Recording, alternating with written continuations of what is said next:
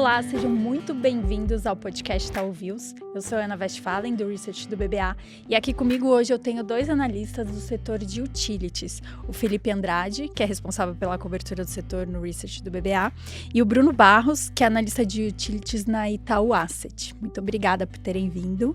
A gente que agradece. Bom, o setor de utilities, ou de energia e saneamento, é um setor que sempre tem um espaço garantido nas carteiras por representar um setor defensivo, por ser regulado, por ter uma previsibilidade, por ser pagador de dividendos.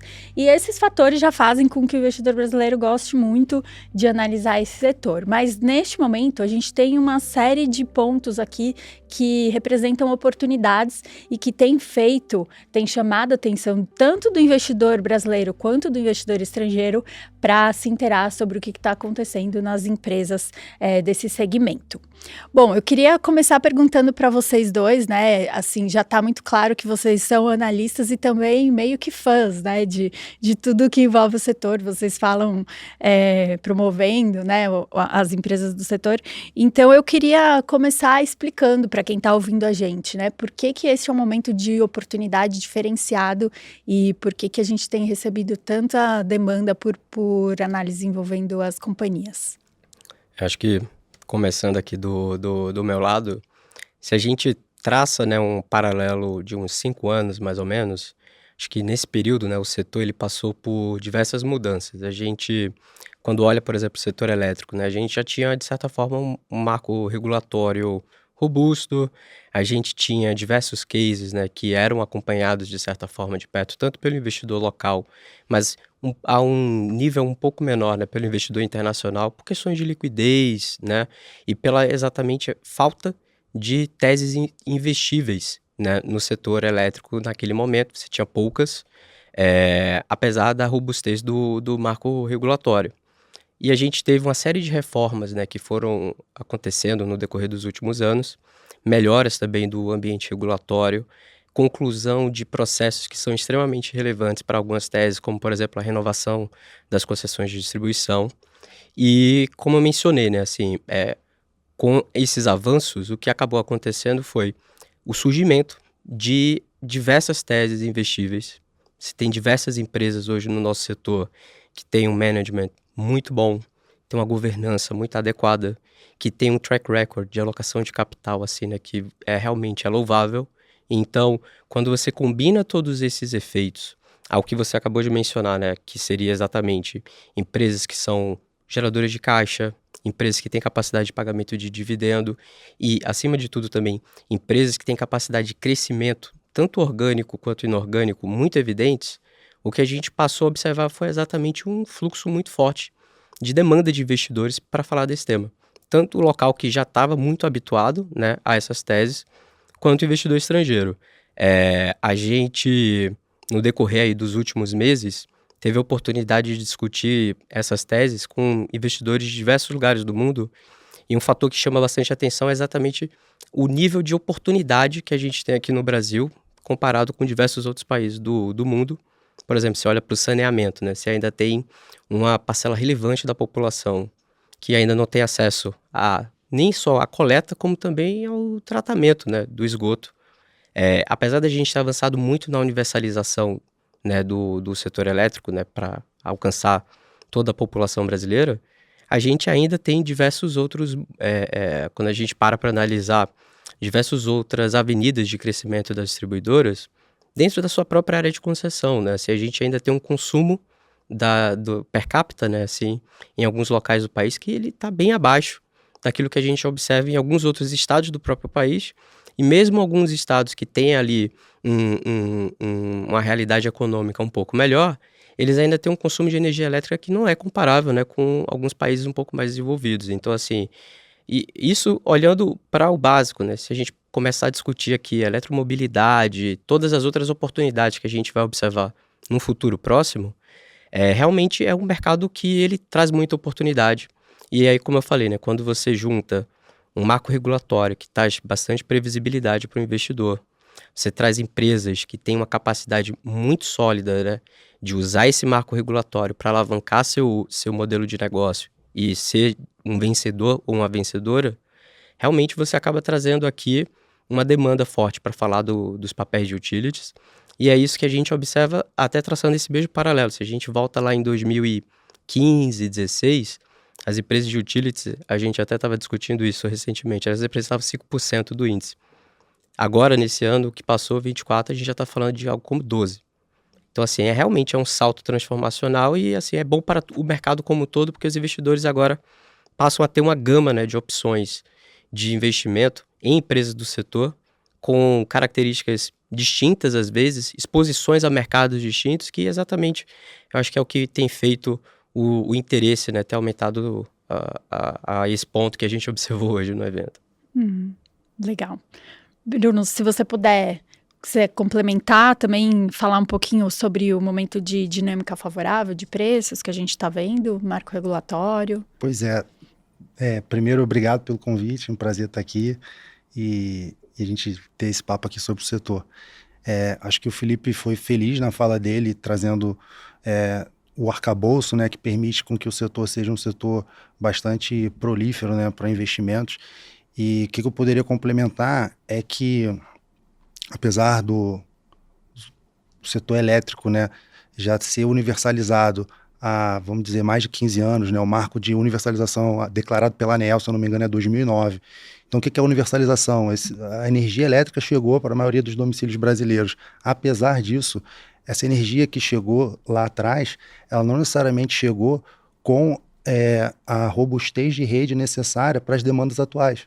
Então, quando a gente está falando do crescimento de carga, pela informação que o Felipe deu de que o nível de consumo ainda é muito baixo em comparado com outros países, a gente vai precisar de muitos anos ainda de investimentos robustos no setor para trazer essa confiabilidade, essa robustez. Você tem toda agora essa demanda por redes mais inteligentes, por maior capacidade de flexibilidade que vai ser necessária. Então, você ainda tem muitos anos de investimento robusto no setor, dentro de um arcabouço regulatório favorável. Então, realmente, tem muita oportunidade. Legal.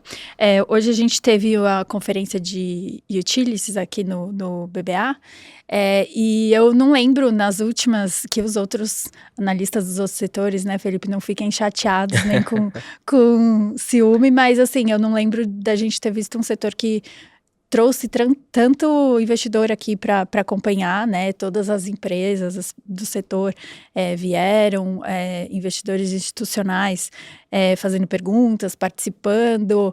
O que teve de destaque aí que você acha que vale a pena a gente citar desses 2 dias da conferência? Olha, Ana, assim, eu acho que a conferência ela foi super rica com relação à gama de temas que a gente acabou discutindo. Um que chamou muito nossa atenção, né, exatamente foi a questão do balanço energético do Brasil, né? Como a gente estava debatendo isso com diversas empresas, assim. Então, a gente pôde contar aqui com empresas históricas do setor elétrico, como a Eletrobras. Contamos também aqui com o próprio operador nacional do sistema elétrico. E a gente vê aí, de fato, o balanço de energia do Brasil, de certa forma, passando por uma transição muito relevante e trazendo consigo, obviamente, diversos desafios que foram exatamente aí objetos das nossas discussões aqui no decorrer desses últimos 2 dias, né? Assim, eu acho que o que eu queria destacar, de certa forma, é a percepção de diversos players que estavam aqui presentes, né, conosco, com relação a como que vai ser essa dinâmica no longo prazo. Acho que assim, o curto prazo ele ainda está muito intimamente ligado a questões de hidrologia, de certa forma, mas assim, quando a gente para olhar para o médio e longo prazo no Brasil, a gente tem aí uma dinâmica completamente diferente daquilo que a gente estava acostumado até pouco tempo atrás, né? A gente vai ter cada vez mais volatilidade presente nos preços, volatilidade no intradia mesmo, se materializando de maneira um pouco mais recorrente. E, como era de se esperar, né, o preço é um sinal, mas ele é um sinal da operação. E é exatamente isso que a gente também debateu hoje, de certa forma, com o Operador Nacional do Sistema Elétrico, né, que são todos os desafios que vêm aí na esteira dessa mudança estrutural que a gente está passando nos fundamentos, né, do balanço energético do Brasil. Então, a gente debateu o curtailment, a gente debateu exatamente essa questão da volatilidade, a segurança e a resiliência, né, da rede com essa dinâmica toda. e obviamente carga, né, que é o, digamos assim, é o principal componente de todo esse debate que a gente nutriu. Então, assim, considerando esse ponto, eu acho que assim, a percepção que nós ficamos, né, é que, de fato, um pouco da tese que a gente trouxe recentemente num relatório que nós escrevemos, ela parece estar um pouco mais ali ancorada também na percepção de diversos investidores. E agora eu acho que é muito mais a gente acompanhar exatamente como que vai ser a dinâmica do curto e do médio, porque talvez elas possam até, de certa forma, antecipar um pouco esse novo cenário, ou retardar um pouco ele a depender exatamente de como que a gente pode observar os próximos períodos úmidos, né, se comportando e obviamente, né, como eles vão estar refletidos nos reservatórios do país. Então, assim, eu acho que no front preço de energia esse foi um dos principais temas que a gente acabou debatendo, como eu falei, rede também. Então, acho que do nosso lado, assim, esse foi o tema que acabou recebendo com um pouco mais de recorrência demanda ali na discussão. Uhum. Legal. O que o investidor tem que ficar de olho, Bruno, para os próximos eventos envolvendo o setor, né? A gente teve muitas mudanças, principalmente a parte regulatória. O que o investidor deve ficar de olho daqui para frente, além da questão dos preços? Eu acho que existe uma discussão muito importante que precisa acontecer na sociedade, né? Que é a discussão dos desafios operacionais que o sistema passa a enfrentar a partir do advento da geração distribuída, né? Esse é um tema hoje que domina o setor, tá? E temos aqui do lado um grande especialista nesse tema.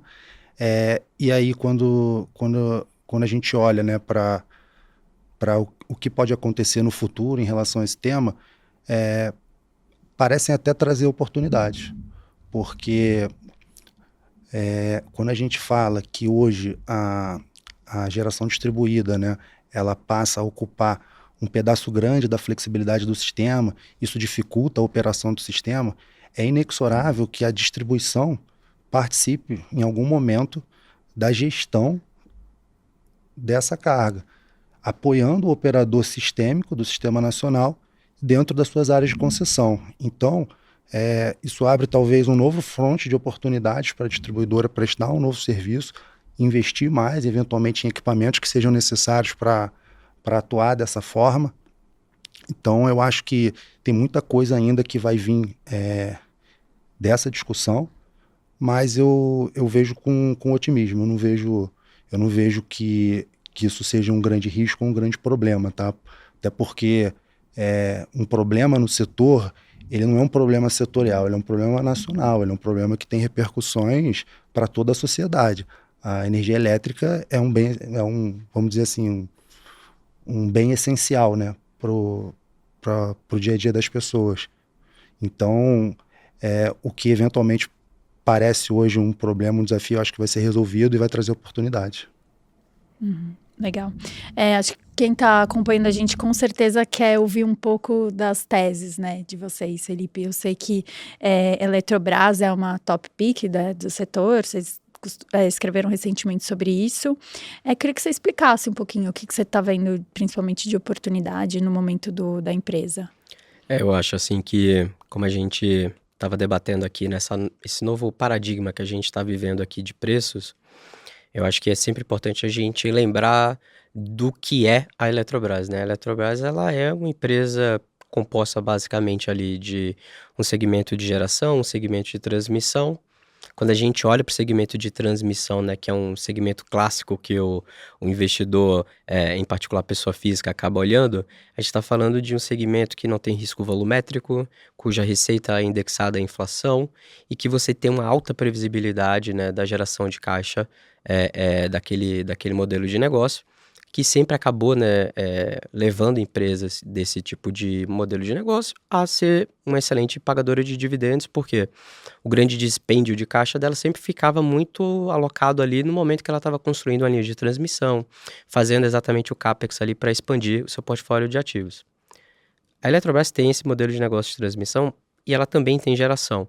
E aqui a beleza do negócio a empresa antigamente ela operava diversas usinas dentro de um regime, chamava regime de cotas, Então, basicamente, esse regime ele tinha ali um preço meio que pré-determinado, que deveria ali cobrir exatamente o que seriam os custos essenciais de operação e manutenção e também garantir uma remuneração mínima para a companhia.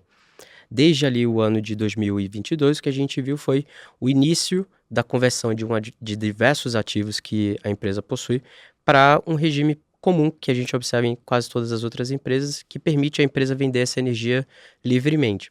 E aqui, né, a dinâmica toda que a gente quis ressaltar muito, né, quando a gente decidiu definir a empresa como top pick, foi, se a gente para analisar, 22 e 23 foram anos excepcionais em termos de hidrologia no Brasil, né? A gente teve chuvas muito boas, reservatórios muito cheios, e isso acabou levando exatamente muitos investidores a imaginarem que a gente teria preços muito baixos por bastante tempo no país.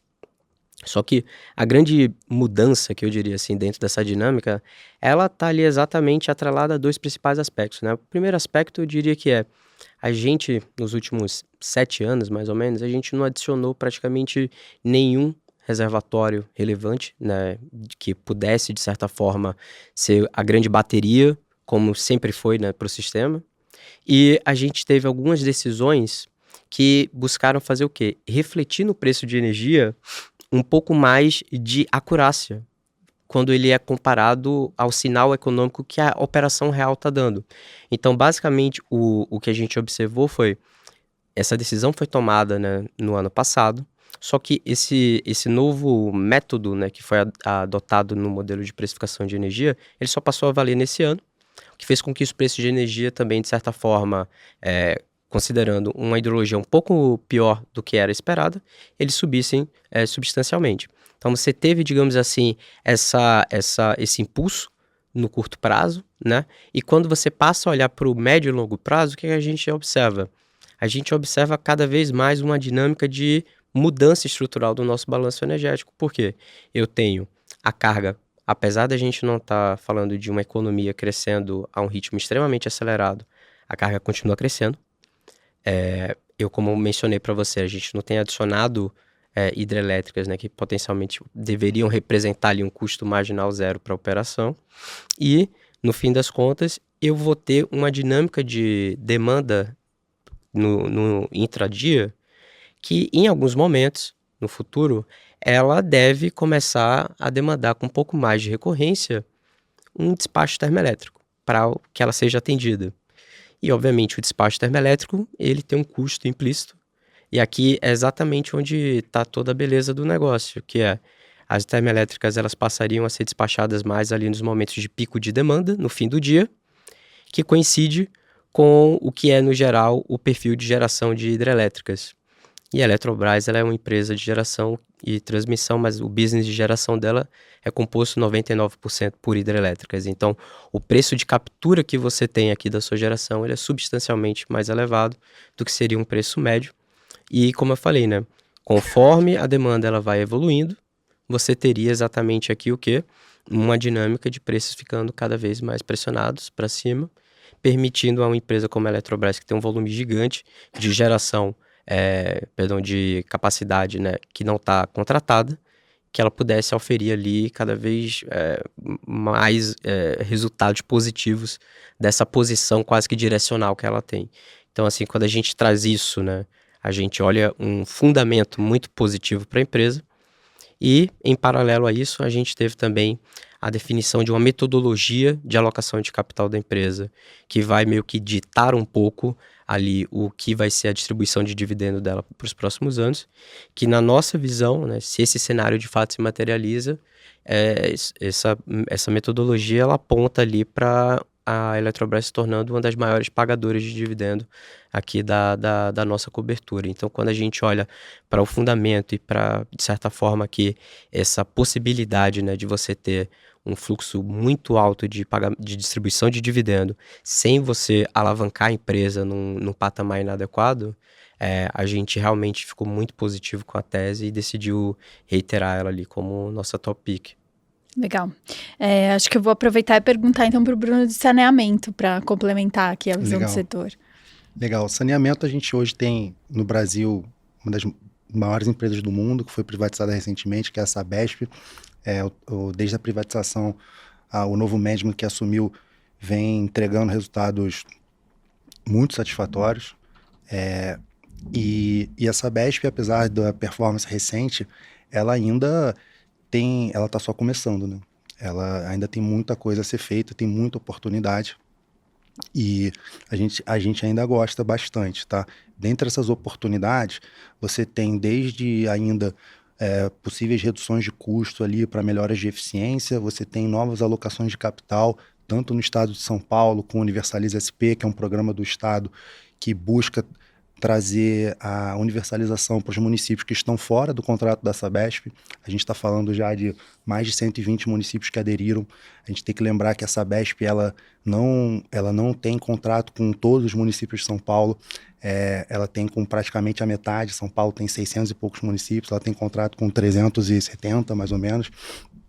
Desses outros, os que ainda precisam universalizar e não tem contratos vigentes, provavelmente a Sabesp vai disputar e é muito competitiva para levar, então você tem uma nova pernada aí de alocação de capital. E você tem também outras oportunidades pelo Brasil afora, né? O Brasil ainda precisa universalizar.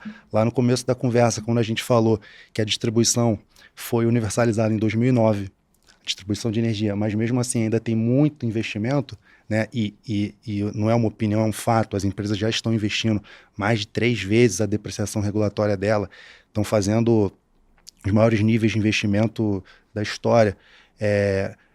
O saneamento nem começou. O saneamento está longe de ser universalizado.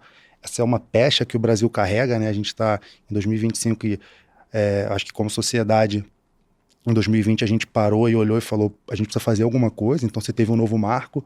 A partir disso, o poder concedente precisa se mexer para que cumpra a nova lei de universalizar até 2033. Então, assim, as oportunidades são enormes, a Sabesp está pronta, ela é a maior plataforma de investimento no setor, então ela tem um futuro, assim, super promissor.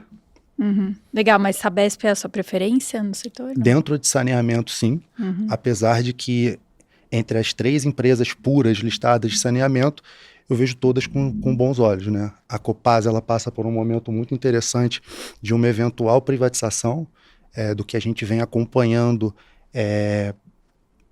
Parece que politicamente a sociedade mineira decidiu seguir adiante e ir por esse caminho, né?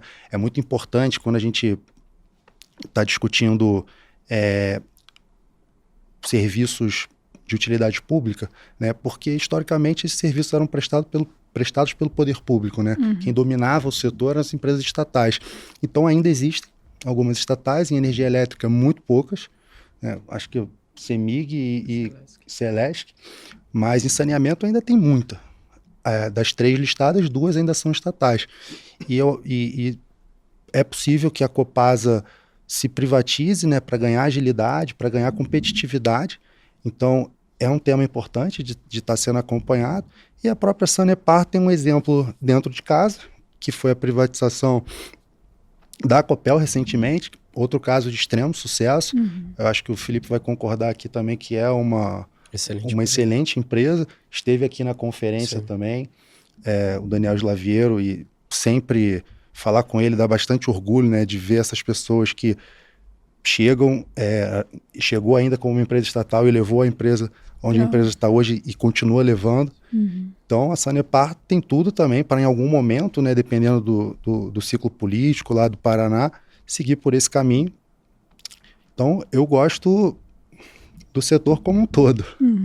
Legal. Qual case mais que vocês gostariam de aproveitar para explicar aqui para quem nos talvez acompanha? Em distribuição, o Felipe já falou de geração, né? Eu acho que lá na Itaú Asset tem uma concordância grande com todos os pontos que ele trouxe aqui. Em distribuição, eu também gosto do setor como um todo, mas dentro do setor, hoje a Equatorial me chama a atenção. Apesar de ser uma das empresas mais tradicionais e mais reconhecidas do segmento, hoje o que a gente vê lá nas nossas contas é um nível de retorno que está dentro da média histórica, quando a gente olha em relação ao prêmio de risco, né? E eu acho que vale explicar o que seria o prêmio de risco, né? O prêmio de risco é o excedente de retorno nas nossas contas em relação ao juro real medido pela NTN-B. Então, a gente hoje vê a Equatorial com 400 pontos base, né, ou 4% de prêmio, ou seja, de retorno acima da NTN-B, e isso é muito próximo da média histórica, quando a gente olha os últimos 5 anos. Mas o que aconteceu nos últimos 5 anos? Primeiro, uma pandemia, que é talvez a tempestade perfeita para uma distribuidora, porque os volumes caem, ela não pode cortar, ela tem dificuldade de operar a rede na rua, porque tem restrição. Então, assim, a pandemia foi muito duro. Então, você teve uma pandemia, você teve 2 aquisições, que adiciona risco, 2 empresas, então, em turnaround. A aquisição de Goiás tinha um risco grande lá, de um recebível do Estado, que era o FUNAC, que a empresa precisou encarar. Ela pegou toda uma escalada das taxas de juros, que por uma empresa que tinha acabado de fazer aquisições, que vem alocando capital há muitos anos e mantinha um nível de alavancagem bastante agressivo, pegar uma escalada de juros dessa não é fácil. E, além disso, você tinha discussões estruturais do setor que eram grandes pontos de incerteza. Quais eram essas discussões? A reforma da metodologia de custo operacional, né? Porque os custos operacionais da distribuidora, eles recebem cobertura tarifária, né? Eles estão dentro da tarifa, existe um certo nível de custo que a distribuidora é permitida aplicar na tarifa para poder financiar o custo que ela tem para operar a concessão. Isso é um fator importante para ela gerar eficiência, porque se ela consegue ser mais eficiente do que aquele custo regulatório, ela fica com parte dessa eficiência e a outra parte ela devolve para o consumidor em forma de modicidade tarifária. Então, a rediscussão desse tema era muito relevante e estava sendo discutida há muitos anos. Aconteceu do final do ano para cá e está em aplicação desde maio, ou seja, esse risco também já não existe. E você tinha uma outra discussão muito relevante, que era a renovação desses contratos de distribuição que começavam a vencer a partir de 2025. Então você tinha uma safra de contratos vencendo de 2025 até 2032, mais ou menos, dos quais a Equatorial tinha grande parte da sua operação de distribuição vencendo os contratos. E havia muito receio do que poderia ser o formato dessas renovações, né? Ou prorrogações, se ia ter onerosidade, se iam ter novos leilões, como que isso ia ser feito. Então eram riscos muito grandes que aconteceram nesses últimos anos, aonde a gente passa agora por um momento de superação de todas essas discussões e a empresa está com um nível de retorno na mesma média histórica desses últimos anos. Sem falar que no ano passado ela fez uma alocação de capital na Sabesp, né, quando ela participou do leilão promovido pelo governo do estado para comprar uma participação de acionista de referência, e ela comprou 15% da Sabesp, né, num valor por ação de R$ 67,00, se eu não me engano. Hoje a Sabesp vale R$ 130,00, praticamente dobrou, e a Equatorial está no mesmo nível de preço que ela estava nesse momento, que é uns R$ 36,00 mais ou menos. Então, assim, nem isso foi bem precificado. Então, a Equatorial hoje, ela parece uma oportunidade muito interessante. Quando a gente olha os principais pares dela, ela underperformou uns 10% na performance do começo do ano até agora, e nessa métrica do prêmio de risco, ela está na média, enquanto os principais pares estão praticamente um desvio padrão, até 2 desvios padrões abaixo da média. Então, chama bastante atenção esse momento da companhia. Legal. A gente estava conversando um pouco antes de gravar, né? Daí o Bruno falou que é um apaixonado pelo setor. Você falou, tenho até medo de me exceder, porque é um tema que eu gosto muito. E você até fez mestrado na área, né? Você comentou. Algo que eu acho muito diferente, assim, de quem analisa utilities, é que acho que convida um pouco a gente sair daqui da bolha, né?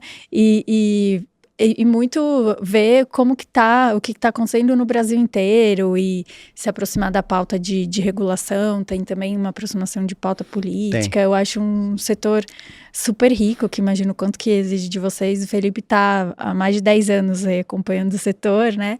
Aí eu queria aproveitar, já que vocês são tão experientes e apaixonados, né, pelo tema, para finalizar aqui, como que vocês estão vendo aí os desafios de curto, médio prazo nesse setor?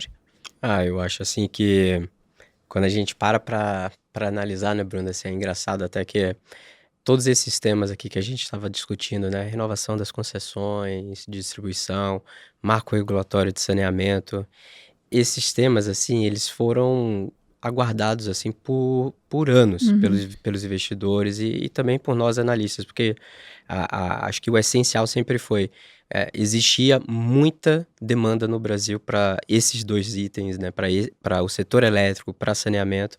Faltava, de fato, assim, só uma sinalização, e a sinalização a gente tem observado que ela está vindo, né? Então, assim, quando eu paro para pensar agora dos próximos anos, eu acho que a gente tem diversas oportunidades, né? Seja no segmento de distribuição, como o Bruno bem falou, assim, de investimentos para crescimento orgânico. A gente tem aí uma potencial entrada de um fator que pode aí desencadear uma outra grande revolução no nosso setor, que é a eletromobilidade, de certa forma. Aqui no Brasil ainda está muito, muito tímida, mas quando a gente para analisar em outros mercados do mundo, você tem visto de fato o impacto que isso tem refletido na demanda por energia elétrica. Saneamento, então, nem se fala, a gente tem ainda uma carência imensa no país, tanto de coleta quanto de tratamento de esgoto. Mesmo em estados ricos, né, você vê que a universalização ainda não é uma palavra comum para esse item que é tão essencial na vida das pessoas. E é isso, quando a gente parar para falar da universalização, a gente também vai estar muito provavelmente olhando para qual que é a próxima etapa do saneamento, né? Então, aqui mesmo no evento, a gente já escutou da própria secretária Natália Rezende, né, da CEMIL do Governo de São Paulo, oportunidades futuras referente, por exemplo, à drenagem urbana, que é um desafio que a gente tem observado também, não só aqui, mas globalmente. Então, eu diria assim, que quando a gente para analisar pro setor de utilities, eu acho que a gente está falando aqui não só de oportunidades de crescimento do que já há hoje, de demanda reprimida e de necessidade essencial mesmo da população, mas também, assim, de novas fronteiras. E a gente sabe muito bem, né, assim, a gente está falando muito globalmente da questão de transição energética, e transição energética passa, com certeza, por eletrificação. E acho que quando se fala em eletrificação, não tem também outro setor que não seja o de utilities que possa atender essa tendência futura. Sim, e quando a gente olha, né, nesse ponto que o Felipe trouxe de demanda estrangeira, o setor se destaca também, porque como o setor tem contratos com proteção inflacionária, de certa forma, isso também funciona como um hedge cambial, que é a maior preocupação do investidor estrangeiro quando vai alocar capital num país emergente, de uma moeda instável. Então, o setor dá essa confiança. Então, e o setor vai precisar desse investimento estrangeiro. É muita demanda de investimento. Em saneamento, a gente pode falar aqui que tem 1 trilhão de investimento a ser feito. Em distribuição, são dezenas de bilhões ao ano que estão sendo feitas, né? Quando a gente pensa que o Brasil cresce muito o agro, o setor elétrico precisa acompanhar. Você imagina lá no início dos anos 2000, quando a energia estava chegando, né, nos interiores do Brasil, você precisava de uma redezinha simples para conectar uma casinha numa fazenda. Hoje, essa casinha numa fazenda tem uma mega granja de frangos, tem um aparelho de irrigação super complexo. Então, aquela redezinha simples ali, monofásica, ela já não serve. Você precisa chegar com redes trifásicas ali, e isso é uma necessidade de investimento muito grande. Então, voltando à sua pergunta, quais são os maiores desafios? Como sociedade, a gente garantir que a gente vai manter um ambiente regulatório, um ambiente institucional suficientemente atrativo para esses investimentos virem. Isso passa por segurança jurídica e atratividade dos investimentos. Afinal das contas, são setores regulados, tem que ser regulados mesmo, né? Porque são monopólios naturais, não faz sentido você ter 2 tubulações de esgoto, 3 competindo na mesma rua, nem 4, 5 redes de distribuição. Então, por ter essa natureza de monopólio natural, a regulação é fundamental e a regulação tem que dar conta de manter a atratividade do investimento para que, de fato, a gente consiga atrair esses recursos e seguir desenvolvendo o Brasil. Bom, super obrigada a vocês dois pela participação. Obrigada a você que acompanhou a nossa conversa. Não deixe de acompanhar também a nossa produção de conteúdo em outras redes sociais do Itaú Viz. Obrigada e até a próxima.